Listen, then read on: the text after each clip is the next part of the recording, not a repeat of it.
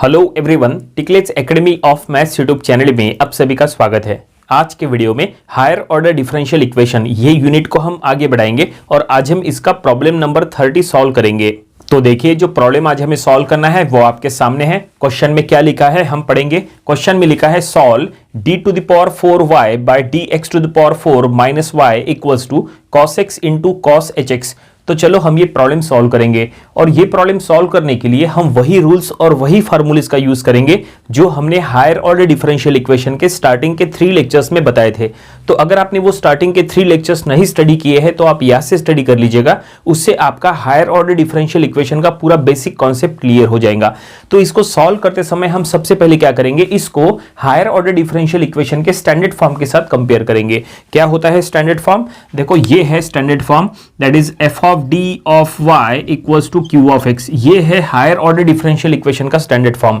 यहाँ पे जो d लिखा है, d यानी होता है that is d by dx। ठीक है, तो अगर आप इसमें प्रॉपर्ली चेक करेंगे तो क्या ये वो फॉर्म में है? नहीं, ये गिवन डिफरेंशियल इक्वेशन वो स्टैंडर्ड फॉर्म में नहीं है। ऐसे में हम इसको पहले वो फॉर्म में कन्वर्ट कर लेंगे, देन आफ्टर हम उसको सॉल्व करेंगे। तो चलो इसको अब जो है यहाँ पे हम सबसे पहले लिख लेंगे गिवन डिफरेंशियल इक्वेशन इज, हम यहाँ पे इस तरह से लिखेंगे given DE, it means given differential equation.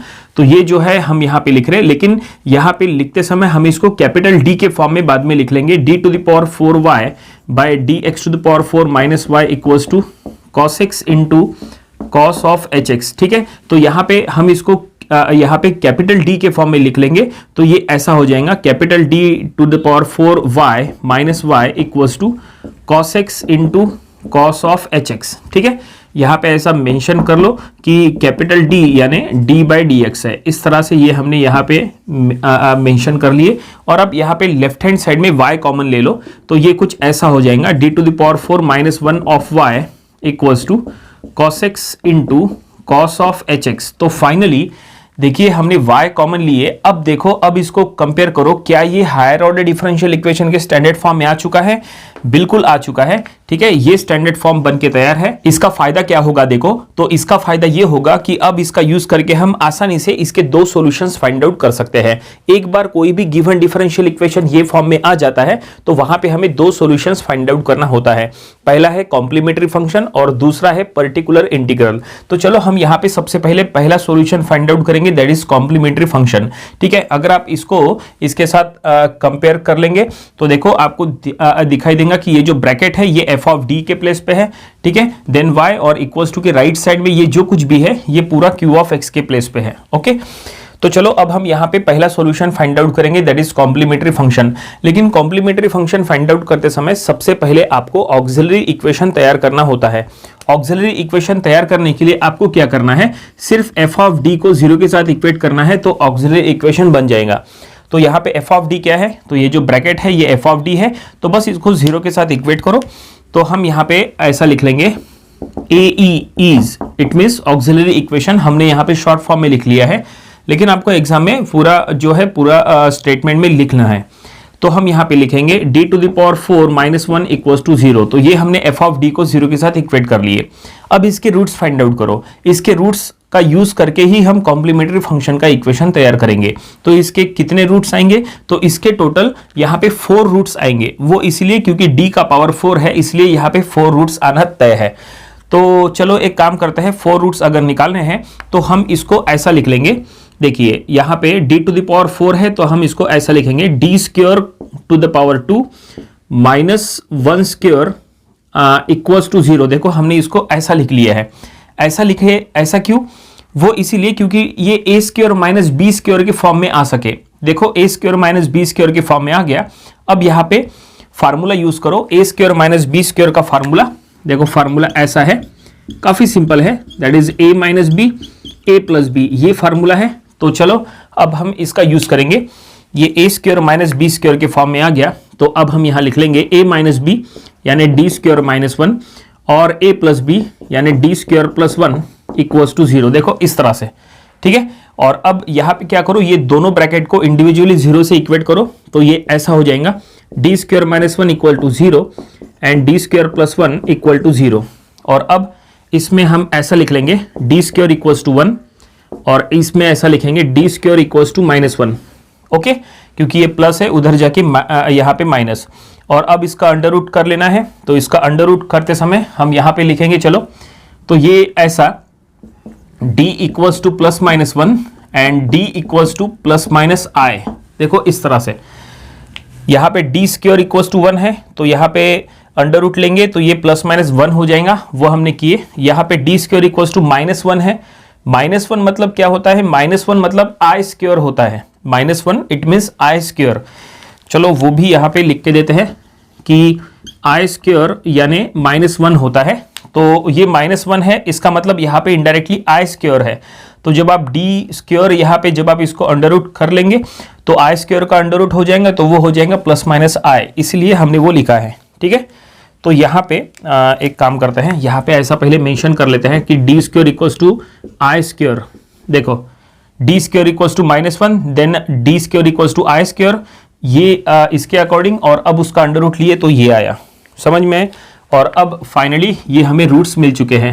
ठीक है, एक रूट है प्लस माइनस आई और दूसरा रूट है plus minus 1। Okay, plus 1 minus 1 plus i minus i, ऐसे टोटल 4 रूट्स। और अब इसका यूज करके हम आसानी से कॉम्प्लीमेंट्री फंक्शन का इक्वेशन तैयार कर सकते हैं। तो कॉम्प्लीमेंट्री फंक्शन का इक्वेशन बनाते समय आपको सबसे पहले रूट्स का टाइप चेक करना होता है कि किस टाइप के रूट्स दिए हैं। तो इसमें अगर आप प्रॉपरली चेक करेंगे तो ये प्लस माइनस 1 है, इसका मतलब ये है रियल एंड डिफरेंट, और ये प्लस माइनस आई है, इसका मतलब ये है इमेजिनरी एंड डिफरेंट। अगर रूट्स का टाइप क्या होता है अगर आपको वो पता चल जाता है तो आप आसानी से कॉम्प्लीमेंट्री फंक्शन का इक्वेशन बना सकते हैं। स्टार्टिंग में हमने ऑलरेडी कॉम्प्लीमेंट्री फंक्शन के ऊपर एक स्पेशल वीडियो बनाए थे, वो वीडियो आप देख लीजिएगा, उसमें सभी रूट्स की जानकारी हमने दिए थे, उससे आपका वो कॉन्सेप्ट क्लियर हो जाएगा। तो चलो कॉम्प्लीमेंट्री फंक्शन का इक्वेशन बनाते हैं। Complementary function that is CF। तो प्लस माइनस 1 के लिए पहले तैयार कर लेंगे, C1 e to the power x plus C2 e to the power minus x, ये हो गया प्लस माइनस 1 के लिए। और प्लस माइनस i के लिए हम यहां लिख लेंगे plus C3 cos of x plus C4 sin of x। तो ये जो हमने लिखा है ये प्लस माइनस i के लिए। तो इस तरह से ये हमने पूरा कॉम्प्लीमेंट्री फंक्शन का इक्वेशन तैयार कर लिए। आप कहेंगे कि ये इक्वेशन हमने कैसे बनाए, उसके लिए आपको कॉम्प्लीमेंट्री फंक्शन के जो स्टैंडर्ड फॉर्म होते हैं पर्टिकुलर टाइप के रूट के लिए वो पता होना चाहिए। जैसे प्लस माइनस 1 है, इसका मतलब ये रियल एंड डिफरेंट है, तो रियल एंड डिफरेंट में स्टैंडर्ड फॉर्म क्या होता है, देखो आपको लिख के देते हैं। रियल एंड डिफरेंट में स्टैंडर्ड फॉर्म ऐसा होता है, C1 e to the power m1x plus C2 e to the power m2x, ये ऐसा होता है रियल एंड डिफरेंट के लिए। m1 और m2 इसका मतलब हमें वहां पे रूट का वैल्यू पुट करना होता है, तो ये जो है ये उसी फॉर्म में है। यहाँ पे प्लस 1 माइनस 1 है, तो m1 की जगह प्लस 1 रखो, m2 की जगह माइनस 1 रखो, तो ये दोनों टर्म्स बनते हैं। उसके बाद ये दोनों टर्म्स हमने कैसे तैयार किए, उसके लिए इमेजिनरी एंड डिफरेंट का कॉम्प्लीमेंट्री फंक्शन का स्टैंडर्ड इक्वेशन पता होना चाहिए। देखो इक्वेशन ऐसा होता है इमेजिनरी एंड डिफरेंट के लिए, e to the power alpha x then C1 cos of beta x plus C2 sin of beta x। देखो ये है इमेजिनरी एंड डिफरेंट के लिए कॉम्प्लीमेंट्री फंक्शन का स्टैंडर्ड फॉर्म। ठीक है, अल्फा और बीटा का वैल्यू पता होना चाहिए। तो ये जो प्लस माइनस आई है ये एक्चुअली ये अल्फा प्लस माइनस आई बीटा ये फॉर्म में है। ठीक है, अल्फा प्लस माइनस आई बीटा, इसमें अल्फा का वैल्यू क्या है और बीटा का वैल्यू क्या है, तो अल्फा का वैल्यू यहाँ पे 0 है और बीटा का वैल्यू इसमें 1 है। ठीक है, देखो अल्फा 0 बीटा 1, तो यहाँ पे 0 आ जाएगा, यहाँ पे 1 आ जाएगा, यहाँ पे 1 आ जाएगा, ऐसे में ये ऐसा इक्वेशन बनता है ओनली। ठीक है, e to the power 0x वो हट जाएगा, बाकी ये दोनों टर्म्स यहाँ पे आ जाएंगे। समझ में आया? तो ये हो गया फाइनली पहला सॉल्यूशन पूरा, दैट इज कॉम्प्लीमेंट्री फंक्शन। हमने कहा था कि टोटल 2 सॉल्यूशंस निकालने हैं, complementary function and particular integral. तो ये हमने कॉम्प्लीमेंट्री फंक्शन निकाल लिए, और अब दूसरा सॉल्यूशन अब हम यहाँ पे फाइंड आउट करना स्टार्ट करते हैं। दूसरा सॉल्यूशन है particular integral, it means PI। तो ये फाइंड आउट करने के लिए फार्मूला क्या है, देखो PI का फार्मूला है 1/f ऑफ d। देखो फार्मूला ऐसा है इंटू Q ऑफ x, ये फार्मूला है, हमें इसका यूज करना है। ये स्टैंडर्ड फार्मूला है PI फाइंड आउट करने के लिए। ठीक है, ये जो स्टैंडर्ड फॉर्म होता है f of d of y equals to Q of x, इसमें से जो f ऑफ d है वो यहाँ पुट करना होता है, Q ऑफ x यहाँ पे पुट करना है, तो हमें PI मिलता है। ठीक है, तो चलो यहाँ पे स्टैंडर्ड फॉर्म क्या था हमारा, देखो ये हमने स्टैंडर्ड फॉर्म में कन्वर्ट किए थे। तो ये जो ब्रैकेट है ये f ऑफ d के प्लेस पे था और ये पूरा Q ऑफ x के प्लेस पे था। तो अगर ये f ऑफ d है जो ब्रैकेट है वो हम यहाँ पे पुट कर लेंगे। तो चलो ये हम एफ ऑफ डी के प्लेस पे पुट करेंगे तो ये हम यहां लिख लेंगे that is D square minus of 1, ऐसा है ना, डी स्क्वायर नहीं sorry D to the power 4 है, तो D to the power 4 minus 1 ये हमने, ये देखिए एफ ऑफ डी का जो वैल्यू है वो हमने यहां पुट कर दे। देन क्यू ऑफ एक्स ये पूरा है cos x into cos H x, ठीक है, तो ये हम यहां से मिटा देते हैं क्यू ऑफ एक्स और इसके जगह उसका जो वैल्यू है वो हम यहां पुट कर लेंगे, वो क्या है that is cos of x into cos of H x. ये देखिए हमने वैल्यूज पुट अप कर ली और अब बस हमें इसको सॉल्व करना है। अब इसको सॉल्व करते समय आपको पीआई सॉल्व करने के टोटल 6 केसेस होते हैं उसकी जानकारी होना चाहिए। इसके पहले ऑलरेडी हमने स्टार्टिंग में पर्टिकुलर इंटीग्रल पीआई के ऊपर एक स्पेशल वीडियो बनाए थे, वो वीडियो भी आप देख लीजिएगा। उसमें पीआई में यूज होने वाले सभी 6 केसेस की जानकारी हमने उसमें दिए थे। वो अगर आपको पता है 6 केसेस तो आप आसानी से कोई भी प्रॉब्लम में पीआई फाइंड आउट कर सकते हैं। तो यहाँ पे ये कौन से केस में आता है वो आपको चेक करना पड़ेगा। एक काम करेंगे, यहाँ पे सबसे पहले तो ये जो cos hx है, cos hx इसका मतलब ये हाइपरबोलिक फंक्शन है, तो हम एक काम करेंगे ये हाइपरबोलिक फंक्शन को कन्वर्ट कर लेंगे। हम यहाँ पे एक फार्मूला अप्लाई करेंगे cos h थीटा का। देखो फार्मूला क्या कहा, cos ऑफ, देखो ये फार्मूला यूज करेंगे cos ऑफ h थीटा का फार्मूला ये होता है e to the power theta plus e to the power minus theta by 2। ये स्टैंडर्ड फार्मूला है, हम इसका यूज यहाँ पे करने वाले हैं। देखो ये जो फार्मूला हमने बताया है ये थीटा के फॉर्म में बताया है, लेकिन यहाँ पुट करते समय हमें एक्स के फॉर्म में पुट करना है। इसका मतलब यहाँ भी एक्स आएगा, यहाँ भी और यहाँ भी।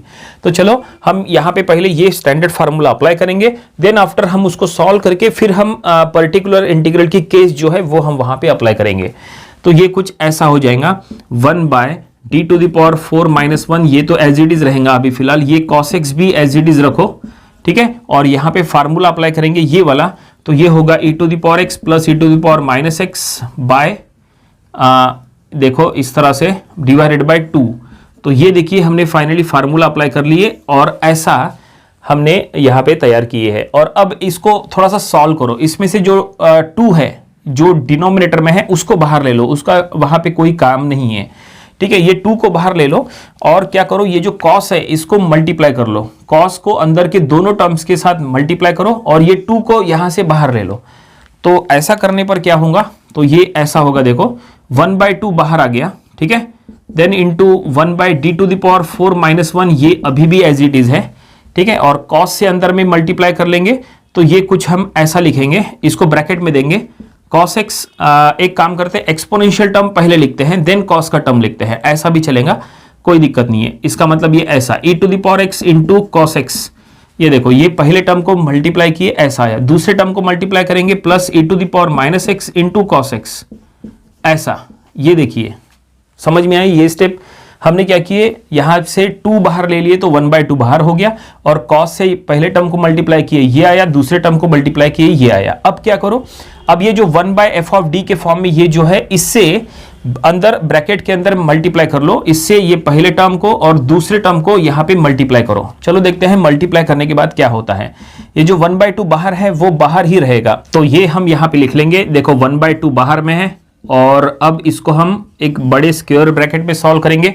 फर्स्ट टर्म को मल्टीप्लाई करेंगे तो ये हो जाएगा 1 by that is D to the power 4 minus 1 into ये हो जाएगा into e to the power x into cos x, ठीक है, plus 1 by then D to the power 4 minus 1 और into e to the power minus X into cos x, ठीक है। इस तरह से ये हमने मल्टीप्लाई कर लिए और अब हमें बस इसको सॉल्व करना है। और अब इसको सॉल्व करके हमें यहाँ पे पीआई के 6 केसेस में से कोई ना कोई एक केस यहाँ पे अप्लाई करना है।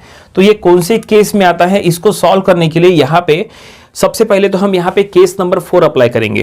केस नंबर 4 अप्लाई करने के बाद फिर यहाँ पे केस नंबर 2 भी अप्लाई करेंगे।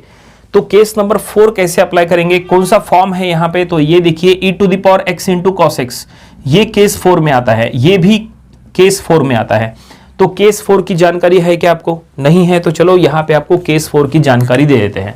अगर पीआई फाइंड आउट करते समय 1 by F of D into E to the power ax into V के फॉर्म में अगर कुछ ऐसा फॉर्म अगर आया, देखो यहाँ पे आया है 1 by F of D E to the power ax into V के फॉर्म में। देखो v के प्लेस पे यहाँ पे क्या है, cos x है, e to the power ax के प्लेस पे यहाँ पे e to the power x है, a का वैल्यू 1 है, ओके, और v के प्लेस पे यहाँ पे cos x है, समझ में आया? तो ये केस 4 में आता है। तो केस 4 का कहना ये है कि अगर ऐसा फॉर्म अगर हो तो e to the power ax को आपको बाहर ले लेना है, ठीक है, आपको बाहर लेना है। लेकिन जब आप e to the power ax को बाहर लेंगे तो a का वैल्यू जो है वो d में ऐड हो जाएगा।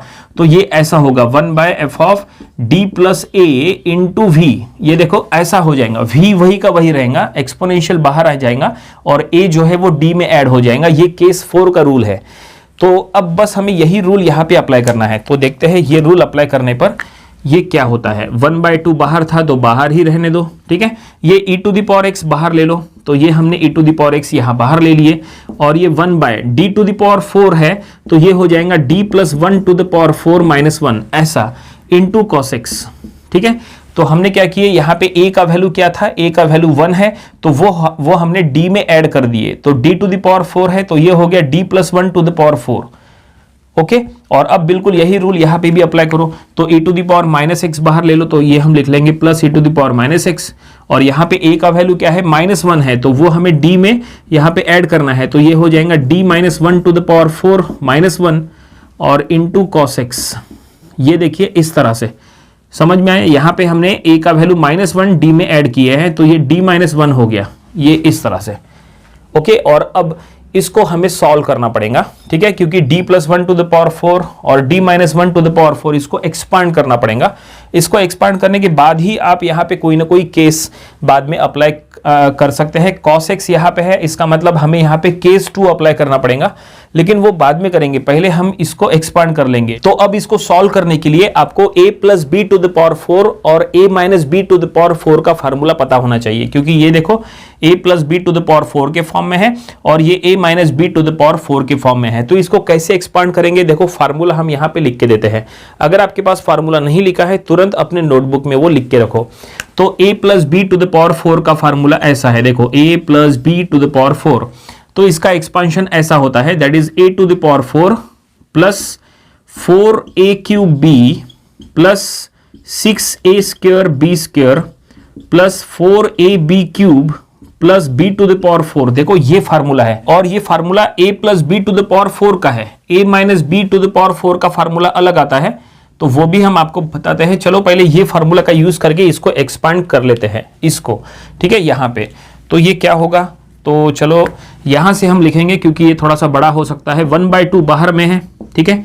और अब देखते हैं a plus B to the power 4 का फार्मूला यहाँ पे अप्लाई करने पर क्या होता है। a का वैल्यू d है और b का वैल्यू यहाँ पे 1 है, तो हम यहाँ पे लिख लेंगे सबसे पहले e to the power x बाहर में है, देन 1/, काफी ये बड़ा फ्रैक्शन हो सकता है तो ये हम यहाँ लिख लेंगे d टू द पावर 4, ठीक है, क्योंकि a टू द पावर 4 है। देन 4a क्यूब b, तो ये हम यहाँ लिख लेंगे प्लस 4d क्यूब, ठीक है, plus 6d square plus 4d, ठीक है, और फिर प्लस 1 माइनस 1 और इस तरह से, और बाहर में है cos x।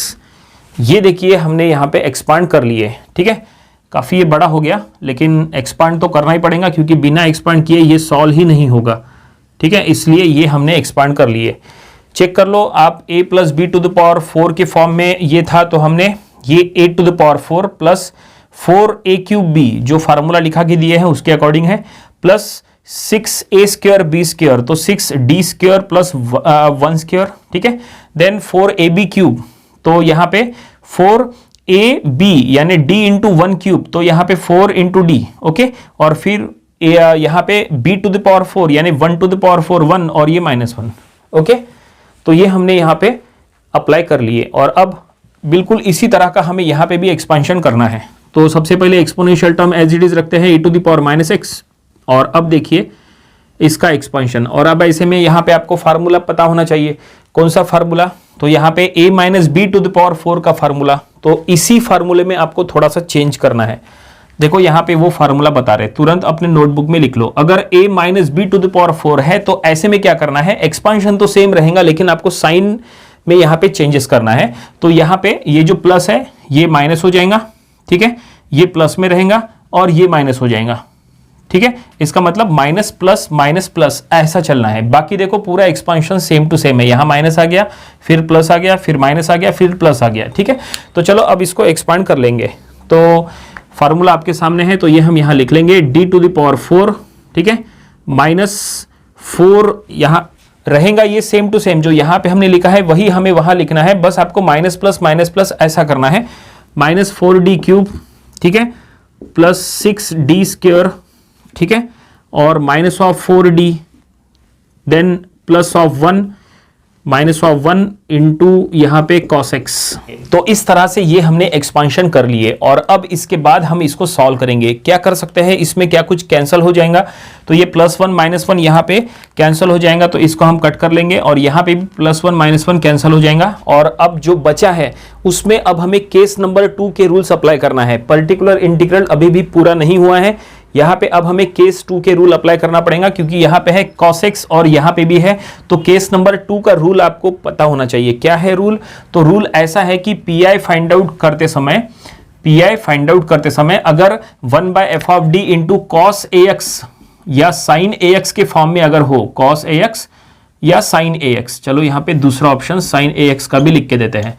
तो अगर cos ax या sin ax अगर ऐसा कुछ भी हो, ठीक है, PI फाइंड आउट करते समय, यहां देखो cos x है, इसका मतलब cos ax के फॉर्म में है, a का वैल्यू यहां पे 1 है। तो अगर ऐसा कुछ हो तो आपको क्या करना है, ये f(d) के इक्वेशन में जहां जहां पे d² है वहां पे -a² पुट करना है। ये रूल है, d² के जगह -a² पुट करना है, उसमें माइनस अलग है और a² अलग है, माइनस का स्क्वायर नहीं करना है, ये बात का आपको ध्यान रखना है, -a² करना है। तो a का वैल्यू यहाँ पे क्या है, 1 है, इसमें भी 1 है और इसमें भी 1 है। तो हम क्या कर लेंगे, ये जो f(d) का इक्वेशन है उसमें जहां जहां पे d² है वहां पे -1 पुट करेंगे, -a² यानी -1², इसका मतलब -1। तो d² के जगह -1 पुट करो, यहाँ पे भी आएगा, यहाँ पे भी आएगा एक टर्म और यहाँ पे भी आएगा। यहाँ 4d को हाथ मत लगाना, ये एज इट इज रहने दो, ठीक है। तो चलो अब हम पुट करेंगे, तो हमें अब इसको इधर सॉल्व करना पड़ेगा।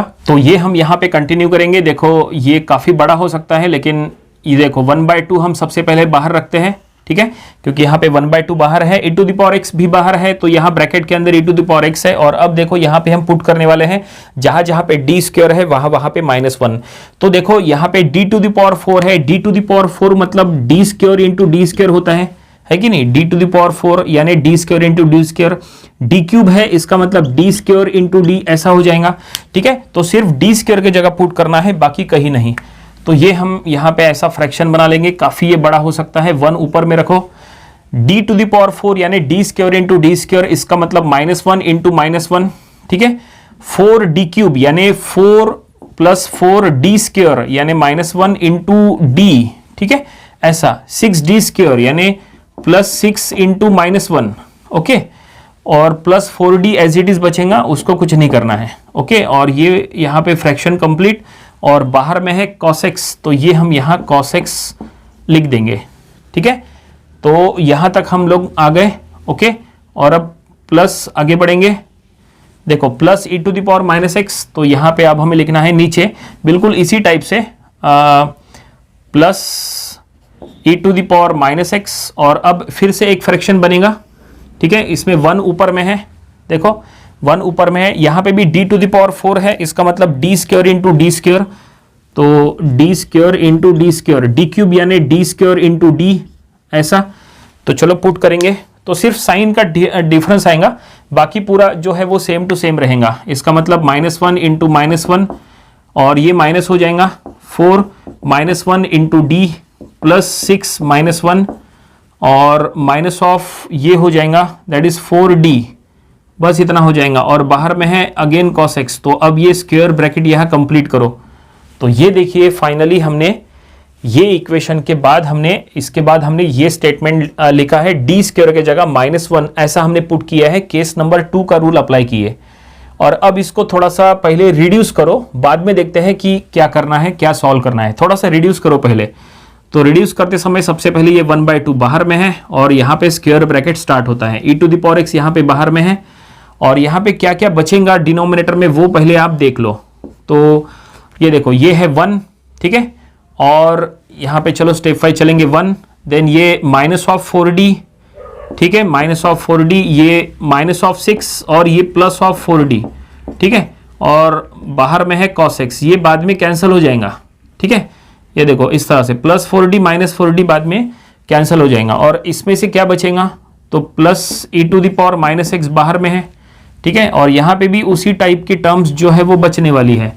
ये हो गया 1, देन ये हो गया प्लस ऑफ 4d, यहाँ पे माइनस 4d है और ये माइनस 6 माइनस ऑफ 4d और बाहर में है cos x। चलो अब इसको हटाना पड़ेगा, तो ये है इनटू यहाँ पे cos x और यहाँ पे ब्रैकेट कंप्लीट करो, ठीक है। यहाँ से इसको ऐसा ले लेते हैं, चलेगा? समझ में आया? देखो हमने रिड्यूस किए तो ऐसा हो गया। अब ये यहाँ पे हम इसको कैंसिल कर लेंगे, देखो ये यहाँ पे कट चुका है और ये 1 और माइनस 6 माइनस 5 हो जाएगा, यहाँ पे भी 1 और माइनस 6 माइनस 5 हो जाएगा। और जो बचा है वो अब हमें लिखना है, तो हम लिख लेंगे 1/2 बाहर में है और क्या बचा है, ये माइनस 5 हो जाएगा। इसका मतलब ये ऐसा e to the power x by minus of 5 और यहाँ पे cos x है और यहाँ पे plus e to the power minus x और इसमें भी डिनोमिनेटर में माइनस ऑफ 5 है और इनटू cos x अगेन यहाँ पे भी है। देखो ऐसा, समझ में आया? और अब क्या कर सकते हैं, इसमें कॉमन ले लो। क्या कॉमन ले लेंगे, माइनस 5 बाहर ले लो और यहाँ पे cos x भी कॉमन ले लो। और ये जो एक काम करते हैं, जो 2 है उसको अंदर ले लेते हैं। 2 को अंदर लेने का फायदा होगा हमें, तो ये minus cos x by 5 minus cos x by 5 ऐसा हम बाहर ले लिए, 2 अंदर ले लेंगे तो ये ऐसा हो जाएगा e to the power x plus e to the power minus X by 2। देखो आपके मन में आएगा कि ये हमने 2 अंदर में क्यों लिए, यहाँ पे 5 हमने कॉमन लिए थे तो 5 इंटू 2 यहाँ पे 10 कर लेना चाहिए था, लेकिन नहीं, हमने 2 अंदर में इसलिए लिए क्योंकि यहाँ पे फार्मूला अप्लाई करेंगे। देखो ये हाइपरबोलिक फंक्शन का फार्मूला है cos hx का, तो इसके जगह हम cos hx ऐसा लिख लेंगे। अब ये लास्ट स्टेज हो जाएगा pi इक्वल्स टू, ठीक है, ये minus of cos x by 5 ये एज इट इज रखो बाहर में और इसके जगह आप यहाँ पे cos hx ऐसा लिख सकते हैं, तो इनटू cos ऑफ hx ऐसा हमने लिख दिए। आप यहाँ पे फार्मूला भी मेंशन कर सकते हैं, सिंस फार्मूला हमें क्या पता है, cos h थीटा का फार्मूला पता है, that is e to the power theta plus e to the power minus theta by 2। ये फार्मूला भी आप यहाँ पे मेंशन कर सकते हैं। तो ये हमने फार्मूला मेंशन किए, उसके अकॉर्डिंग ये हमने लिख लिए और इसको एक्सटेंड करने की जरूरत नहीं है, ये सफिशिएंट है। तो ये हमें क्या मिल चुका है, ये हमें PI that is particular integral मिल गया। हमने कहा था आपको स्टार्टिंग में कि आपको 2 सॉल्यूशंस फाइंड आउट करना है, पहला कॉम्प्लीमेंट्री फंक्शन, तो ये देखिए हमने कॉम्प्लीमेंट्री फंक्शन पहले तैयार किए थे, ये था वो इक्वेशन, और अब हमने पर्टिकुलर इंटीग्रल ये सेकंड सॉल्यूशन भी फाइंड आउट कर लिए। लेकिन प्रॉब्लम अभी तक कंप्लीट नहीं हुआ है। अब हमें क्या करना है, ये दोनों सॉल्यूशंस को लास्ट में ऐड करना है, ऐड करके हमें जनरल सॉल्यूशन मिल जाएगा। तो चलो जनरल सॉल्यूशन लिखते हैं, तब जाके प्रॉब्लम कंप्लीट हो जाएगा। तो ये हम यहां लिख लेंगे, देयरफॉर जनरल सॉल्यूशन इज, तो जनरल सॉल्यूशन यहां पे हम ऐसा लिख लेंगे y equals to CF plus P है। बस आपको दोनों को ऐड करना है, आगे सॉल्व वगैरह कुछ भी नहीं करना है। सो y इक्वल्स टू, देखो CF प्लस पी है, ये CF का इक्वेशन ये हम यहां लिख लेंगे, C1 e to the power x plus C2 e to the power minus X plus C3 into cos X plus C4 into sine X. ठीक है, ये हमने CF का इक्वेशन लिख दिए और अब हमें PI का इक्वेशन उसमें ऐड करना है। तो ये PI का इक्वेशन इसमें -1/5 बाहर में है, ठीक है, और इंटू -1/5 बाहर में रखने के बाद into cos x into cos hx वो हम यहाँ लिख देंगे। और ये देखिए हमने वो लिख दिए, और जस्ट अ मिनट, ये 5 प्रॉपरली लिख लेंगे। और फाइनली ये जनरल सॉल्यूशन हमने बना लिए। इसका मतलब क्वेश्चन में जो सॉल्व करने के लिए कहा था ये हमने सॉल्व कर लिए, प्रॉब्लम यहीं पे कंप्लीट हो गया। उम्मीद करता है कि ये प्रॉब्लम आपको समझ में आया होगा। ये प्रॉब्लम आपको अपनी प्रैक्टिस बुक में जरूर सॉल्व करके देख लेना चाहिए। ये काफी इंपॉर्टेंट प्रॉब्लम था, एग्जाम में इसके पहले 2-3 बार आ चुका है। तो ये था हायर ऑर्डर डिफरेंशियल इक्वेशन, ये यूनिट का प्रॉब्लम नंबर 30। इसके पहले जो हमने इसके 29 प्रॉब्लम्स लिए थे वो भी आपको स्टडी कर लेना चाहिए, और इसके आने वाले दिनों में हम इसके और भी नंबर ऑफ प्रॉब्लम्स कवर करेंगे ताकि इसकी अच्छी खासी प्रैक्टिस हो जाए। तो मिलते हैं नेक्स्ट वीडियो में। Thank you very much.